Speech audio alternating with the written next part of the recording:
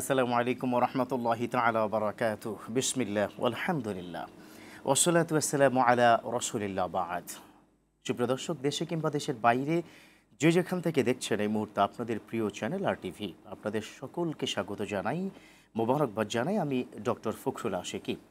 শুরু করছি আপনাদের প্রিয় আয়োজন আর টিভির সাপ্তাহিক আয়োজন প্রাণ নিবেদিত প্রশ্ন করুন, সরাসরি প্রশ্নোত্তরমূলক এই আয়োজনটি। প্রদর্শক, এই অনুষ্ঠানে আমরা চেষ্টা করে থাকি একটি সমসাময়িক এবং ইসলামিক বিষয়ের সমন্বয়ে কথা বলার পাশাপাশি আপনাদের যে কোনো প্রশ্নের সমাধান দেওয়ার। হ্যাঁ প্রদর্শক, আপনি যদি প্রশ্ন করতে চান তাহলে আরটিভির স্ক্রিনে এই মুহূর্তে একটি নাম্বার দেওয়া রয়েছে, আপনারা এই নাম্বারে ফোন করবেন, আমাদের পেয়ে যাবেন। চলছে আমাদের মুহররম মাস এবং এই মাস থেকে কিন্তু হিজরি নববর্ষের শুভ সূচনা হয়। তার ইতিহাস জানবো, তার বিষয় কী কী আমল করা যায় সে সকল বিষয়ে আজকে জানবো, যার ফলে আজকের বিষয় নির্ধারণ করেছি হিজরি নববর্ষে করণীয় এবং বর্জনীয়। আমাদের সাথে আজকে এই বিষয়ে যিনি সংযুক্ত রয়েছেন এবং স্টুডিওতে আপনাদের প্রশ্নের সমাধান দিবেন, তিনি প্রাচ্যের এক্সপার্ট, ঢাকা বিশ্ববিদ্যালয়ের আরবি বিভাগের সম্মানিত chairman professor doctor Zubair Mohammad Ehsanul. কেমন আছেন? আলহামদুলিল্লাহ, ভালো আছেন। জি, আজকের যে বিষয়টি আমরা নির্বাচন করেছি এটার সাথে বিশ্বনবীর যুগের একটা ইতিহাস রয়েছে এবং আমরা জানি ইংরেজি যে নববর্ষ বাংলাদেশি, বিশেষ করে বাঙালি জাতি এখন ইংরেজিতে বেশ অভ্যস্ত হয়ে উঠেছে, বাংলাও ভুলে গেছে। কবে বৈশাখ, কোন মাসের সাথে বৈশাখ সম্পৃক্ত, কোন মাসের সাথে আমাদের আরবির এই যে মুহররম মাসটি সম্পৃক্তি, এটা বেমালুম ভুলেই গেছে। তো আপনি যদি এই নববর্ষের ইতিহাস দিয়ে শুরু করতেন, যে আরবি নববর্ষের ইতিহাসটা কোথা থেকে পেলাম? জি আলহামদুলিল্লাহ, নাহমাদুহু ওয়া নুসাল্লি আলা রাসূলিহিল কারীম, আম্মা বাদ। আমরা মুহররম মাস অলরেডি শুরু হয়েছে, এটা 1447 হিজরির মুহররম মাস শুরু হয়েছে এবং ইংরেজিতে 2025। হ্যাঁ, আর এটা হচ্ছে 1447 হিজরির মুহররম মাস। এবং আমরা যে আশুরা যেটা সেটা উদযাপন করব বা বাংলাদেশে আগামী রোববারে। আচ্ছা, জি। তো মুহররম যেহেতু আরবি মাসের শুরু, সুতরাং মুহররমের প্রথম তারিখেই আরবি নববর্ষ এটা বলা হয়। কিন্তু আরব দেশগুলিতে এই সন গণনা এই বিষয়টা ছিল না। মাস ছিল, মুহররম, সফর, রবিউল আউয়াল, এই মাসগুলি ছিল। তারা এই মাসগুলি গণনা করত এবং তারা যেহেতু চাঁদ দেখার উপর নির্ভর করত, চাঁদ দেখলে নতুন মাস শুরু হতো, আবার চাঁদ দেখলে নতুন মাস, এভাবে যে কত বছর পার হয়ে যেত সেটা এই হিজরির হিসেব রাখতো না। তবে তারা বয়সটা নির্ধারণ করত। হ্যাঁ, তারা বিশেষ কোনো ঘটনার সাথে এটাকে সম্পর্কিত করত। যেমন আমরা পুরনো বইপত্রে পাই রাসূল সাল্লাল্লাহু আলাইহি ওয়াসাল্লাম আমুল ফিলে জন্মগ্রহণ করেন, হস্তির বছর। তাহলে তারা এভাবে গণনা করত, হাতির বছরের এত বছর পর, হাতির বছরের এত বছরের পর, এইভাবে তারা সনটা মনে রাখত। কিন্তু নির্দিষ্ট ক্যালেন্ডার, এই যে হিজরি ক্যালেন্ডার 1, 2, 3, 4, 100 এরকম কোনো ক্যালেন্ডার আরবদের মধ্যে ছিল না। এই হাতির বছরের আগে হয়তো আরেকটা কোনো বড় ঘটনা, হারবুল ফিজার বা হারবুল বাসুস, অমুক যুদ্ধের এত বছর পর, এভাবে তারা মনে রাখত। কিন্তু সুনির্দিষ্ট আসলে ক্যালেন্ডার ভিত্তিক যে সন সেটি ছিল না, কিন্তু মাস ছিল। আরবি মাস ছিল। হ্যাঁ, মুহররম, সফর এগুলি ছিল। এগুলো তো কোরআনে আছে, ইন্না ইদ্দাতাশ শুহুরি ইনদাল্লাহি 12 ইয়াওমা খালাকাল সামাওয়াতি ওয়াল আরদ। কিন্তু এখানে তারা একটা কাজ করত, চান্দ্র নির্ভর মাস, এটাকে তারা সৌরবর্ষের সাথে মিলাতো। আচ্ছা, এই মিলানোর একটা উপায়টা ছিল, কারণ দেখেন মাসগুলোর নাম হয়েছে এটার সাথে কিন্তু মৌসুমের সম্পর্ক আছে। যেমন জুমাদা কিন্তু মানে জমাট হয়ে যাওয়া, ঠান্ডায় বরফ হয়ে যাওয়া, সুতরাং এই মাসটি ছিল শীতকালের। আর রমাদান মানে একদম আগুনে পুড়িয়ে ফেলা, রমাদানটা ছিল আরবে গ্রীষ্মকালের। তার মানে ওই সময় খুব গরম, প্রচন্ড গরম হতো। এখন খেয়াল করেন, আপনি যদি চান্দ্রবর্ষ ফলো করেন, মানে চাঁদের হিসাব ফলো করেন, তাহলে তো রমাদান সামারে থাকবে না। 3 বছর পর একটু এগিয়ে যাবে, এক সময় হয়তো এটা শীতকালে চলে যাবে, যেটা এখন যাচ্ছে। হ্যাঁ, তাহলে তো ওই মাসের নামটা আর ঠিক থাকতেছে না। রমাদান মানে সামার, কিন্তু রমাদান ইটসেলফ সামারে থাকছে না। জাহেলি যুগে তারা একটা কাজ করত, তারা এটা জানতো, অন্যান্য দেশের যে হিসাব, সেই হিসাবের আলোকে তারা জানতো যে চাঁদের হিসাব নিলে আসলে মৌসুম ঠিক রাখা যায় না। তখন তারা চিন্তা করলো যে আমরা 3 বছর পর 1 মাস বাড়িয়ে দেব। যেই মাসের কোনো নাম নাই, 3 বছর পরে আপনার 12 জায়গায় 13 করে ফেলবে। জুলহিজ্জা শেষ হয়ে গেল, এরপরে আরেকটা মাস তারা বাড়িয়ে দিল, তারপরে 1 মাস পরে মুহররম শুরু করলো। তাহলে ওই যে রমাদান 3 বছরে 1 মাস এগিয়ে গিয়েছিল, সেটা আবার আগের জায়গায় আগের চলে জায়গায় ঠিক থাকবে। এভাবে তারা মৌসুমটা ঠিক রেখেছিল। এভাবে ভরপুর বেঁচে থাকাটাই জীবন, আর জীবনের স্বাদের অনিবার্য সঙ্গী প্রাণ। কোরআনে এটাকে জিয়াদাতুন ফিল কুফর বলা হয়েছে, ইন্নামান নাসি জিয়াদাতুন ফিল কুফর। আরেক ধরনের নাসি তারা করত, সেটা হলো যুদ্ধ করতো তো তারা, আপনার জিলকাত, জিলহজ, মুহররম, লাগাতার 3টা হারাম মাস, এরপরে আবার রজব একটু দূরে গিয়ে, তো 3 মাস তারা যুদ্ধ না করে পারতো না। তখন তারা বলতো যে এই বছর জিলকত, জিলহজের পরে সফর চলে আসছে, সফর মাসটা এই বছর চলে আসছে, মুহররমটা এই বছর পিছিয়ে গেছে, হ্যাঁ সফর একটু যুদ্ধ করে নিত, তারপর আবার মুহররমে বিশ্রাম নিত। এটাও একটা নাসি, নাসিয়ের এটাও একটা প্রকার। এই সব কিছু আল্লাহ তাআলা হারাম করে দেন। ফলে যেটা হয়েছে, আমরা এটা একটু বলে নিই, এটা একটা ফায়দা আছে। ফলে যেটা হয়েছে, আরবি মাসগুলো বা বছরগুলি এখন 10 বা 11 দিন করে এগিয়ে আসে। সেই হিসেবে যেহেতু আমরা রমাদানের রোজা পালন করি, তাহলে একজন মানুষ যদি তার জীবদ্দশায় রোজা পালন করে, তে শীত, গ্রীষ্ম, বসন্ত সকল ঋতুতে রোজা পালনের একটা অভিজ্ঞতা অর্জন করে। চমৎকার। আমাদের বেশ কিছু অনলাইনে প্রশ্ন চলে এসেছে, কারণ আমাদের আরটিভির যে ভেরিফাইড ফেসবুক পেজ, 22 মিলিয়ন দর্শক আছে আমাদের, প্রচুর ফোন, যে আমরা ইতিমধ্যে প্রশ্ন, যে আচ্ছা একটা প্রশ্ন এভাবে এসেছে, আরবি চন্দ্র মাসটা এত ঘুরছে কেন, ইংরেজিটা সমান থাকে কেন? এটা আমরা আলোচনায় ছিলাম। জি জি, এটা একটু স্পষ্ট ক্লিয়ার করা দরকার। এটা একটু ক্লিয়ার, তারপর ওই কথাটা একটু শেষ করে আসি প্লিজ। যে সেটা হলো, তাহলে এখন যেহেতু এখন 1 মাস বাড়িয়ে দেওয়ার বিষয়টা আল্লাহ হারাম করেছেন, করে দিয়েছেন, তাহলে সৌরবর্ষে 365 দিন যেখানে হচ্ছে, চন্দ্রবর্ষে সেটা 354 দিন হচ্ছে। আচ্ছা, 354 দিন হওয়ার কারণে 11 দিন করে আগাচ্ছে। তাহলে এখানে চাঁদের সাথে সূর্যের একটা ডিফারেন্স আছে। এটা মানে সময়ের একটা ভাগ আছে। আচ্ছা, আপনার জীবনে আপনি চিন্তা করে দেখেন, আপনি প্রতিটা ঋতুতে রোজা রাখছেন, আপনি ডিসেম্বরেও রোজা রাখছেন শীতকালে, আপনি জুন গরমকাল লম্বা দিনেও রোজা রাখছেন, ছোট দিনেও রোজা রাখছেন। আর যদি এটাকে সৌরবর্ষের মতো হতো, কিংবা প্রাচীন আরব যা করতো যে 3 বছর পর 1 বছর বাড়ায় দিত, তাহলে যারা সামারে রোজা রাখতো পৃথিবীতে মুসলমান, তারা আজীবন গ্রীষ্মে রোজা রাখতো, আর যারা ছোট দিনে রোজা রাখতো তারা আজীবন ছোট দিনে রোজা রাখতো। এটা একটা জুলুম হতো। কিন্তু এটা ডিফারেন্ট করার মৌলিক কারণ হচ্ছে ঘুরে ফিরে যেন সবার জায়গায় যায়। পুরো বছরে আমরা রোজা রাখছি, এবং সবাই লম্বা দিন, ছোট দিন, গরম, শীত সব ঋতুতে রোজা রাখার একটা অভিজ্ঞতা আমাদের হচ্ছে। এটা একটা পুরো বিশ্ববাসী, পুরো মুসলিম সমাজের জন্য একটা ইনসাফ আল্লাহর কাছ থেকে। চমৎকার। যেই কারণে চন্দ্রবর্ষটা ছোট হয়। আচ্ছা, এটার কোনো সায়েন্টিফিক বিষয়টা হলো, চাঁদ যে সূর্যের চারদিকে ঘুরে, এই ঘূর্ণনটা হলো আপনার 29 দিন 8 ঘন্টা। 29 দিন 8 ঘন্টা লাগে ধরে নেন, ফর এক্সাম্পল এটা সৌরজগৎ। এই চাঁদ এই পুরোটা ঘুরে আমার আবার জায়গায় আসতে, সৌরজগৎ না, পৃথিবীর চারপাশে চাঁদ ঘুরে, একবার ঘুরে আসতে 29 দিন 8 ঘন্টা লাগে। আচ্ছা, এই 29 দিন 8 ঘন্টাটা কিন্তু সূর্যের হিসাবের আলোকে, কারণ আমরা দিন হিসাবটা করি সূর্যের হিসাবে, সূর্যোদয় হলে দিন হয়। তো এই 29 দিনে 8 ঘন্টা যদি হয়, তাহলে আপনি দেখবেন চাঁদ কোনো সময় 29 দিন পরে দেখা যাচ্ছে, আবার কোনো সময় 30 দিনের পরে দেখা যাচ্ছে।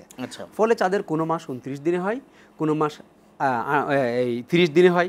ওই 8 ঘন্টাটা কোনো, মনে করেন 2 মাসে 8 ঘন্টা বাদ গেল, পরের মাসে 8 ঘন্টা পরের মাসের সাথে যুক্ত হচ্ছে। চমৎকার, আপনার খুবই চমৎকার ব্যাখ্যা। এবং এটা আরেকটু ব্যাখ্যাযুক্ত বিষয়, আমাদের একজন দর্শকের ফোনটা না নিলেই পারছি না। জি প্রিয় দর্শক, কে বলছেন, কোথা থেকে বলছেন? জি প্লিজ প্রশ্নটি করুন।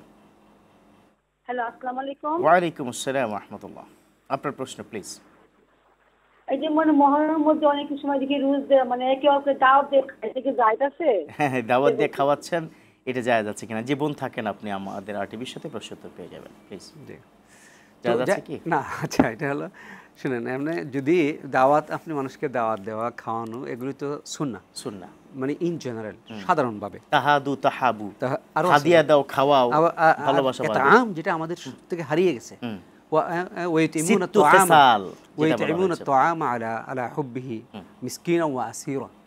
বন্দীদেরকে খাওয়াও, মিসকিনকে খাওয়ানো, রান্না করে মানুষকে খাওয়ানো। একজন মুসলমানের তো সিত্তু খেসাল বলা হয়েছে, তুতঈমুত-তুআম বলা হয়েছে, 6টার মধ্যে একটা কিন্তু এখানে একটা বিষয় আমাদের সতর্ক থাকা উচিত, সেটা হলো আমরা যেন এটাকে একটা রসম বানিয়ে না নিই, উপলক্ষকে কেন্দ্র করে না হয়, যেটা আগেকার যুগে ছিল না। যেমন ঈদুল ফিতর, ঈদুল আদহা, রাসূল সাল্লাল্লাহু আলাইহি ওয়াসাল্লামের যুগ থেকে চলে আসছে, তখন মেহমান আসে, খাওয়ানো হয়, এটার উপলক্ষ আছে। আছে।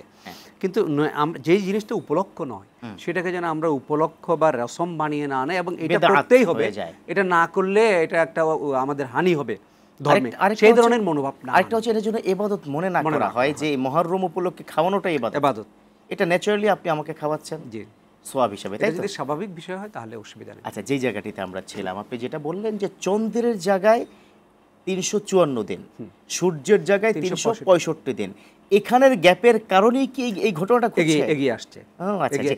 আরো একজন আপনারা দর্শক- হিসাব করে দেখবেন যে প্রতি বছর ইয়েটা রমাদান হ্যাঁ। 10 বা 11 দিন এগিয়ে আসে, 10 আমরা বা 11 দিন। আমরা কিন্তু এটা একটা চূড়ান্ত সমাধান চাই আপনার কাছে। তবে একজন দর্শকের ফোনও আছে। জি, প্রিয় দর্শক, কে বলছেন, কোথা থেকে বলছেন, প্রশ্নটি করুন প্লিজ। দর্শক, আপনি শুনতে পাচ্ছেন? জি জি জি জি, আসসালামু আলাইকুম।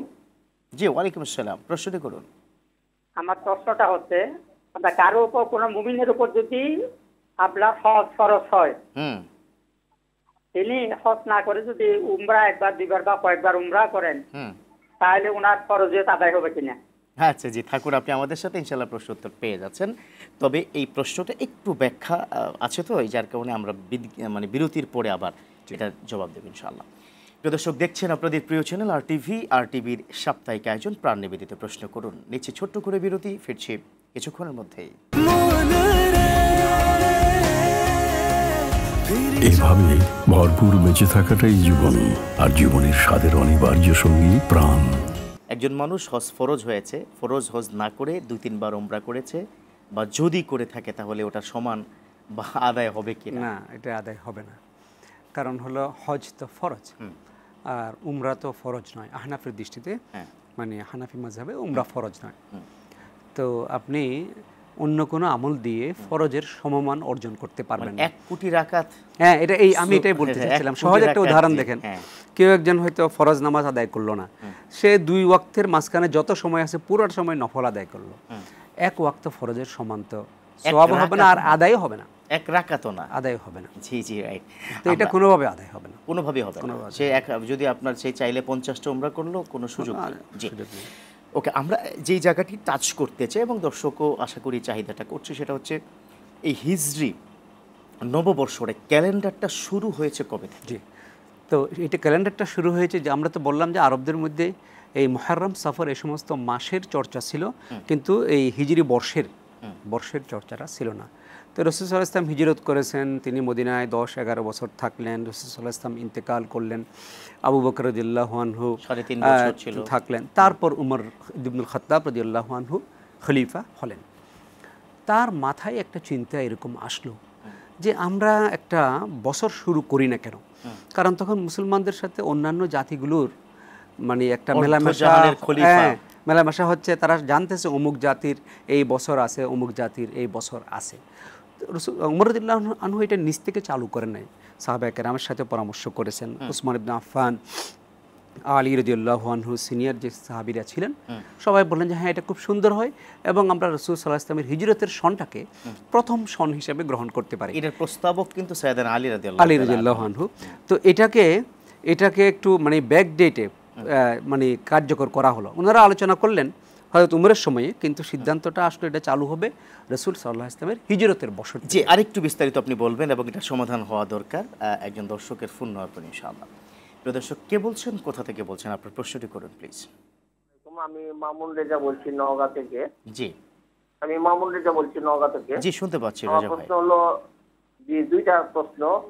এক নম্বর হলো যে রুজি রিজিকে বারাকার জন্য এবং হায়াতে বারাকার জন্য আমরা কি দোয়া আমল করতে পারি, আর আরেকটা হলো সব সময় মানে তসবিহ হিসাবে দরুদ পড়ব। কোন দরুদটি পড়বেন? দরুদটি জি, পড়তে পারি। বুঝতে পেরেছি। দুটো প্রশ্ন ইনশাআল্লাহ তাআলা জবাব আপনি পেয়ে যাচ্ছেন। থাকুন আপনি আরটিভির সাথেই। হায়াতে বারাকা।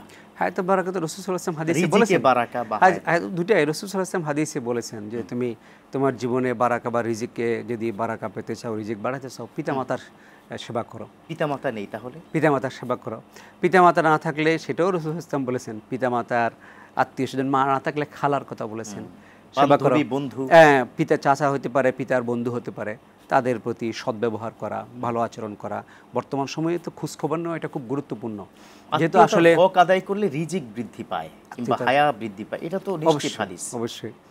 এরপরে রিজিক বৃদ্ধির আরো অনেক উপায় আছে। যেমন রিজিক বৃদ্ধির একটা বড় উপায় হচ্ছে দান করা, বেশি বেশি দান সাদাকা করা, বেশি বেশি দান সাদাকা করা, পাপ মুক্ত জীবন যাপন। অনেকে তো এটা মিন করে যে আমি যদি 1000 টাকা দিয়ে দিই তাহলে তো 1 লাখ টাকা থেকে কমে তো 99,000। আপনি যেটা বললেন বারাকা, বারাকা বিষয়টা আপনার সবসময় সংখ্যা দিয়ে হয় না। আপনার ইনকাম 1000-ই থাক, আপনার ইনকাম 5000-ই আছে, এটা বাড়ে নাই, কিন্তু এই ইনকাম দিয়ে আপনি এমন সুফল পেলেন বা এমনভাবে ব্যবহার করতে পারলেন জীবন, যেটা আপনি 10-15 হাজার টাকা দিয়ে পারলেন না। চমৎকার। হায়াতে বারাকা এরকম, আপনার বয়স, একজন ব্যক্তির বয়স 60, আর একজন ব্যক্তির বয়স 100। যার বয়স 100 সে হয়তো তার জীবনে বহু কষ্ট পেয়ে মারা গেছেন, তার জীবনে কোনো অর্জন নাই। আর যে ব্যক্তি এই 60 বছর বয়সে যা যিনি রেখে গেছেন, এটা শত শত মানুষ তাদের জীবনের যোগফল যোগ করলেও এনার সমান হবে না। আপনি শাহ ওয়ালিউল্লাহ মুহাদ্দিস দেহলভী 60-61 এরকম বয়স পেয়েছেন। উনি যে বইগুলো লিখেছেন, আমার ধারণা এগুলি পড়তেই তো একজন মানুষের এক জীবন সময় প্রয়োজন। চমৎকার বলছেন। বারাকা, এটা হচ্ছে বারাকা, মানে বারাকার সাথে আপনার সংখ্যার সম্পর্ক নাই, সময়ের বরকতের একটা ইস্যু। সময়ের বরকত, অর্থেরও বরকত, বারাকা হয়। আপনি দেখেন অর্থের বরকতের কথা একটু যদি আপনার সাথে সংযোগ করি, আমাদের দেশে 3.5 লক্ষ মসজিদের ইমাম, বিশেষ করে মফস্বল অঞ্চলের ইমামরা কিন্তু 8,000-6,000 টাকায় কিন্তু তাদের কি জীবনযাপন করে। ইভেন সেখান থেকে তারা 300 টাকা করে আবার ডিপোজিটও করে। How it possible? আপনি ঢাকা ইউনিভার্সিটির একজন প্রফেসর এবং একটা ডিপার্টমেন্টকে আপনি বিলং করেন, আপনি চেয়ারম্যান, আপনার লক্ষাধিক কিন্তু বেতন আপনি কি করেন, বিলং করেন। দেখবেন তারপরেও কোনো একটা জায়গায় মনে হচ্ছে আর 50,000 হলে ভালো হতো। তাহলে দেখেন বারাকাটা কিন্তু ওই গ্রামের ইমাম সাহেবের, তাহলে বারাকার মালিক আল্লাহ, এটা কনফার্ম। আচ্ছা, ওনার আরেকটা প্রশ্ন ছিল, সেটা হচ্ছে যে দুরুদ শরীফ, ছোট্ট করে একটা দুরুদ শিখিয়ে দেন। সবসময় দুরুদ শরীফ, আমরা দুরুদ শরীফ পড়তে পারি। এমনকি আমরা যে রাসূল সাল্লাল্লাহু আলাইহি ওয়াসাল্লামের নাম উচ্চারণের পর সাল্লাল্লাহু আলাইহি ওয়াসাল্লাম দরুদ, দরুদ আপনি আমরা কি সাল্লাল্লাহু আলাইহি ওয়াসাল্লাম বলতে পারেন, বা যারা নামাজের দরুদ যেটা আছে এটা পড়তে পারে, আল্লাহুম্মা সাল্লি আলা উনি চাচা ছোট্ট করে, তাইলে মানে সাল্লাল্লাহু আলা মুহাম্মদ, সাল্লাল্লাহু আলা মুহাম্মদ অথবা সাল্লাল্লাহু আলাইহি ওয়াসাল্লাম, দুইটার অর্থ কিন্তু একই রকম, তাই না? চমৎকার। হিজরি কি নববর্ষের যে ইতিহাসটা আপনি বলছিলেন, তো সেই সময় উমর রাদিয়াল্লাহু আনহু হযরত আলীর প্রস্তাবে সাহাবায়ে কেরামের সাথে পরামর্শ করে তারা এটা চালু করলেন যে 17 হিজরিতে না? হ্যাঁ 17 হিজরিতে। কিন্তু 17 হিজরি কেন হচ্ছে? ওই সময়টা ছিল রাসূল সাল্লাল্লাহু আলাইহি ওয়াসাল্লামের হিজরতের 17 বছর পর। রাইট। তাহলে এটার কার্যকারিতা দেওয়া হলো হিজরতের সময় থেকে, তারপরে এটা গণনা করা শুরু হয়ে গেল। তো এভাবেই হিজরি সনটা, মানে আল্লাহ রাসূল সাল্লাল্লাহু আলাইহি ওয়াসাল্লাম যেদিন হিজরত করেছেন বা যে বছরটায়, ওটা হলো প্রথম হিজরি। হ্যাঁ, ওটা আরবি প্রথম মাস, প্রথম বছর। প্রথম বছর কিন্তু মুহররমে হিজরত করেন নাই না, উনি রবিউল আওয়ালে হিজরত করেছেন। ওই বছরটাকে প্রথম হিজরি বছর ঘোষণা করা হয়েছে। আচ্ছা আচ্ছা আচ্ছা, এইভাবে হিজরি বছরটা গণনা করা হচ্ছে। যে আমাদের একজন দর্শক আছে, ফোনটা নিয়ে নিচ্ছি। প্রিয় দর্শক, কে বলছেন, কোথা থেকে বলছেন? প্লিজ আপনার প্রশ্নটি করুন। হ্যাঁ জি বলুন প্লিজ। মুহররম মাসে কি কি আমল বেশি করতে হবে, জি অনুগ্রহ করে একটু বলবেন। নিশ্চয়ই নিশ্চয়ই, থাকুন, আপনি আরটিভির সাথে প্রশ্ন উত্তর পেয়ে যাচ্ছেন। আমরা তো এটা আমাদের পার্ট অফ আলোচনা আসতো, তারপরে বলে দেন কোনো মহিলাদের জন্য কি আলাদা স্পেশাল আমল আছে? না, মুহররমের জন্য বিশেষ কোনো আমল নেই। আচ্ছা, বিশেষ কোনো আমল নেই। একটা আমল তো মনে আছে, শুধু আশুরা নিয়ে, শুধু আশুরার আমলটা, সেটা সামনে আশুরার আগে মনে হয় পাওয়া যাবে না। আপনাদের এই সাপ্তাহিক আশুরার দিন হতে হয়ে যাবে, আগামী রবিবারে কিন্তু আশুরা হবে। সুতরাং ওই আলোচনাটা আমরা এখন করে ফেলতে পারি। সেটা হলো আশুরা আমরা উদযাপন করব রাসূল সাল্লাল্লাহু আলাইহি ওয়াসাল্লাম যেভাবে উদযাপন করেছেন, সেটা হলো তিনি রোজা রাখতেন। এবং আশুরার রোজা মুসলমানদের জন্য রমাদানের রোজা ফরজ হওয়ার আগে আশুরার রোজা ফরজ ছিল। সুবহানাল্লাহ। রাসূল সাল্লাল্লাহু আলাইহি ওয়াসাল্লাম জীবনের শেষ দিকে এসে 2টা রোজা রাখার সংকল্প করেছিলেন। উনি রাখতে পারেন নাই। উনি যখন জানলেন যে ইহুদিরও আশুরায় রোজা রাখে, তো রাসূল সাল্লাল্লাহু আলাইহি ওয়াসাল্লাম বললেন যে আমরা তো তাদের চেয়ে বেশি হকদার। হ্যাঁ, কারণ তারা বলে যে মুসা যেহেতু নদী পার হইতে পারছেন ফেরাউনের অত্যাচার থেকে আশুরার দিন, সেটা ইহুদিরা স্মরণ করে, তা আমরা তো আহাক্কু বিমুসা, কিন্তু আমরা ইহুদিদের থেকে ভিন্ন করব। ওরা একদিন রোজা রাখে, আমরা 2 দিন রাখবো। খালিফুল ইয়াহুদি ওয়ান নাসারা, তোমরা ইহুদি নাসারার খেলাফ করো। তো সেই থেকে মুসলমানরা 2 দিন রোজা রাখে। আশুরার 2 দিন রোজা রাখা সুন্নাহ। আচ্ছা, তাহলে খুব গুরুত্বপূর্ণ এবং বরকতপূর্ণ সুন্নাহ। আমরা একটু অনলাইন থেকে একটা প্রশ্ন চলে আসি। একজন এই কেন্দ্রিকই প্রশ্ন করেছেন যে আমরা কোন তারিখে রোজা রাখবো? আপনি তো বলেছেন 2টো রোজা, কোন তারিখে কোন রাত্রে আমরা সাহারি গ্রহণ করে কোন 2টি তারিখে আমরা রোজা রাখবো? আশুরার রোজা একটা সুন্দর সমাধান আছে। উনি এই প্রশ্নটা কেন করেছেন এটা আমি বুঝতে পারছি। প্রশ্নটা হয়েছে যেহেতু আমাদের এবং আরব বিশ্বের দিনটা একটু ভিন্ন হয়, জি, তো সেটা আশুরার ক্ষেত্রে খুব সুন্দর সমাধান আছে। যেমন বাংলাদেশে যেদিন 10ই মুহররম হবে, এটা আমার ধারণা রবিবার, আগামী রবিবার, হ্যাঁ রোববার 10ই মুহররম হচ্ছে, তাহলে আমরা 9 এবং 10 রাখবো। তাহলে দেখেন যে 9টা রাতে খাবে, শুক্রবার রাতে খাবে, তাহলে আমরা একটা দিন স্পষ্ট শুক্রবারকে রাতে আমরা খাবো, জি, খেয়ে শনিবারকে রাখবো রোজা, এটা নয়, আবার শনিবার রাতে খাবো, রবিবার রাখবো, এটা হবে 10। ওকে, তাহলে হচ্ছে কি, যদি আমরা দিনের গ্যাপও হয়, আমাদের 9-10 সৌদি আরবের 10-11 হবে। তার মানে কোনোভাবে এটা আশুরা রোজা থেকে বাদ যাবে না, কারণ আপনি একটা যোগ করবেন, সেটা হয় আগে যোগ করবেন বা পরে যোগ করবেন, দুটাই জায়েজ। কিন্তু আল্লাহ রাসূল কি বলেছেন, আমি যদি বেঁচে থাকি তাহলে দুটো, তাহলে ওই দুটো তো আর আল্লাহ রাসূল নির্ধারণ করে যায় নাই 9-10, আমল থেকে এটা প্রমাণিত। আপনি আগেও যোগ করতে পারেন, পরেও যোগ করতে পারেন, 10টাকে রেখে। সুতরাং আমরা যদি শনি রবিবার রাখি, আমাদের দেশের হিসেবে 9-10 হবে, আরব দেশের হিসেবে 10-11 হবে। তার মানে কোনোভাবে এটা আশুরা থেকে বাইরে যাচ্ছে না। মাশাআল্লাহ, সুন্দর সমাধান। আর এখানে আরেকটা ব্যাপার আছে, ওই ব্যাপারটা একটু শুনতে চাইবো। 3টা রোজাও রাখা যায়, জি, ওই ব্যাপারটা আমি শুনতে চাইবো ইনশাআল্লাহ তাআলা, আপনি অবশ্যই বলবেন। তবে আবারও সময় এসেছে ছোট্ট একটা। এভাবে ভরপুর বেঁচে থাকাটাই জীবন, আর জীবনের স্বাদের অনিবার্য সঙ্গী প্রাণ। আরটিভির সাপ্তাহিক আয়োজন প্রাণ নিবেদিত প্রশ্ন করুন, যে অনুষ্ঠানটিতে আপনারা প্রশ্ন করে থাকেন, আমরা চেষ্টা করি তার উত্তর দেওয়ার জন্য। আজ যে আলোচনা করছিলাম হিজরি নববর্ষে করণীয় এবং বর্জনীয়। প্রিয় দর্শক, যদি আপনি ফোন করতে চান, কথা বলতে চান, প্রশ্ন করতে চান, তাহলে স্ক্রিনের নাম্বারটিতে ফোন করুন, ইনশাআল্লাহ আমাদের পেয়ে যাবেন। রয়েছেন প্রাচ্যের অক্সফোর্ড খ্যাত ঢাকা বিশ্ববিদ্যালয়ে আরবি বিভাগের সম্মানিত চেয়ারম্যান। চলুন আমরা আবার আলোচনায় ফিরি। আমরা একটু আগের আলোচনাটা শেষ করি। সেটা হচ্ছে, আপনি তাহলে 10ই মুহররমকে কেন্দ্র করে আমরা 2টি রোজা রাখতে পারি, একটা হলো 9-10 অথবা 10-11 রাখা যায়, মানে রবি সোম কিংবা শনি রবি।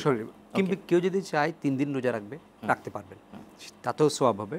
9-10-11 শনি রবি সোম, রাইট। আবার কেউ যদি একদিনের বেশি রোজা রাখতে পারছে না, মানুষের নানা ব্যস্ততা আছে, তাই বলে কমপক্ষে 10 তারিখের রোজাটা যেন বাদ না দেয়। কেউ মনে করেন 2 দিন রোজা রাখতে পারছে না, কিন্তু তিনি অন্ততপক্ষে 10 তারিখের রোজাটা যেন বাদ না দেন, সেটাও সওয়াব হবে, যদিও 2টা রাখতে না পারে। কারণ বিশ্বনবী তো স্পষ্ট বুখারীর হাদিস তিনি বলেছেন যে আফদালুস সিয়াম বা'দা রমাদান শাহরুল্লাহিল মুহররম, রমজানের পর সবচেয়ে আফদাল মানে অধিকতর সওয়াব হচ্ছে মুহররমের রোজাটা। জি, সুতরাং কমপক্ষে 10 তারিখের রোজাটা যেন কেউ বাদ না। একটা কথা, একজন মানে বোনের প্রশ্ন উত্তরে আপনি যেটা বললেন, তাহলে আমরা রোজাটা রাখবো। সেকেন্ড আর কি, বাকি যে সমস্ত আমল আমরা মানে সাধারণত যে সমস্ত আইয়ামে বীজের রোজা অবশ্যই রাখা যায়, এবং সেটা কানেক্টেড হয়ে যাবে, দেখবেন সেটা উইদাউট গ্যাপ, মানে হয়তো 12 তারিখ একদিন গ্যাপ, 13, 14, 15 আবার হয়ে যাবে, সেটা কানেক্টেড হয়ে আবার সোম এবং বৃহস্পতি রোজা, সাপ্তাহিক রোজা। তাহলে কি রোজার পার্ট গেল। এছাড়া আর এই মাসে কি করণীয়? করণীয় বলতে আমরা সালাত বা জিকির আজকার, নওয়াফেল কিংবা রাতের সালাত, সেগুলি আমরা বেশি বেশি করে করতে পারি, যেহেতু এটা একটা উত্তম মাস। কিন্তু এটা সুনির্দিষ্ট কোনো ইবাদত, সুনির্দিষ্ট কোনো মুহররম মাস উপলক্ষে কাজ 10ই মুহররমের রোজা ব্যতীত সেটি নেই। যে আমাদের অনলাইনে অনেকগুলো প্রশ্ন, তার মধ্যে একটা প্রশ্ন যে ছেলেরা কি রূপা ব্যবহার করতে পারবে কিনা। স্বর্ণ তো ছেলেদের জন্য নিষেধ, আল্লাহ রাসূল তো নিষেধ করেছেন, রূপাটা তো ইউজ করা যাবে কিনা আংটি আকারে? না, রূপা স্বর্ণ দুইটাই তো আল্লাহ তাআলা রাসূল নিষেধ করেছেন। আচ্ছা, হুমা ফিল আখিরাতে ব্যবহারের জন্য, দুনিয়াতে নয়। বিশেষ ক্ষেত্রে পারমিশন দেওয়া হয়, অনেক সময় সম্ভবত দাঁতের ক্ষেত্রে যদি এক্সট্রা এটা লাগানো যায়, এরকম পারমিশন দিয়েছে। তবে এটা ফ্যাশনের জন্য না, ফ্যাশনের জন্য কোনো প্রয়োজনে যদি ব্যবহার করতে হয় সেটা পারমিশন দিয়েছেন।